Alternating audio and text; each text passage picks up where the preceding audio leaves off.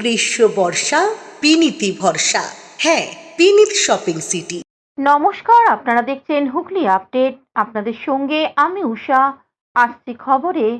হুগলির বইচির সোনার দোকানে ছিনতাইয়ের মূল অভিযুক্তকে উত্তরাখণ্ড থেকে গ্রেপ্তার করল পান্ডুয়া থানার পুলিশ। অবশেষে উত্তরাখণ্ড থেকে গ্রেপ্তার হলো বইচির সোনার দোকানে ছিনতাইয়ের মূল অভিযুক্ত রিপন রায়। দীর্ঘ তদন্ত এবং প্রযুক্তির সহায়তায় অভিযুক্তের অবস্থান শনাক্ত করে তাকে গ্রেপ্তার করতে সক্ষম হয় পান্ডুয়া থানার পুলিশ। পুলিশ সূত্রে জানা যায়, গত 23শে জুন পান্ডুয়া ব্লকে বইচি এলাকার এক সোনার দোকানের মালিক দোকান বন্ধ করে বাড়ি ফিরছিলেন। সেই সময় পথ আটকে দুই অজ্ঞাত পরিচয় যুবক তার কাছে থাকা একটি ব্যাগ ছিনিয়ে নেওয়ার চেষ্টা করে। অভিযোগ, ওই ব্যাগে প্রায় 50 থেকে 70 গ্রাম সোনার গয়না এবং প্রায় 50,000 টাকা নগদ ছিল।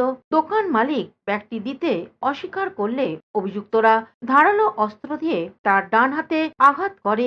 আহত অবস্থায় তিনি কোনো মতে সেখান থেকে বেরিয়ে এসে তিনি থানায় লিখিত অভিযোগ দায়ের করেন।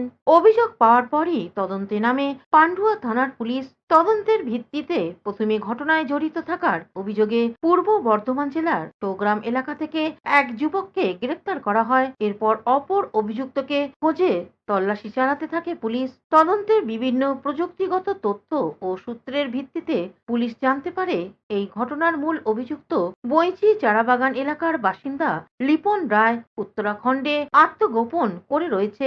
এরপর এই ঘটনার তদন্তকারী অফিসার বইচি ফাঁড়ির অফিসার ইনচার্জ এসআই সুব্রত দাসের নেতৃত্বে একটি পুলিশ দল উত্তরাখণ্ডে যায়। সেখান থেকে লিপন রায়কে গ্রেপ্তার করে ট্রানজিট রিমান্ডের পশ্চিমবঙ্গ নিয়ে আসা হয় এবং পান্ডুয়া থানায় আনা হয়। শুক্রবার অভিযুক্তকে চুঁচুড়া আদালতে পেশ করে 10 দিনের পুলিশ হেফাজতের আবেদন জানায় পুলিশ। মহামান্য বিচারপতি তদন্তের সাপেক্ষে অভিযুক্তকে 10 দিনের পুলিশ হেফাজতে নির্দেশ দেন।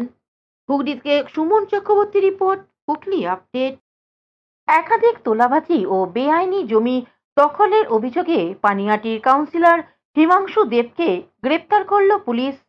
তৃণমূল সরকারের আমলে পানিহাটির পৌরসভার 25 নম্বর ওয়ার্ডের তৃণমূল কাউন্সিলর হিমাংশু দেবের নামে খড়দহ থানায় একাধিক তোলাবাজির অভিযোগ দায়ের হয়েছিল। তোলাবাজির পাশাপাশি অবৈধ ও বেআইনিভাবে জমি দখল করেছিল এই তৃণমূল কাউন্সিলর। সরকারের পালাবদলের পর থেকে পলাতক ছিলেন এই কাউন্সিলর হিমাংশু দেব। অবশেষে গতকাল রাতে গোপন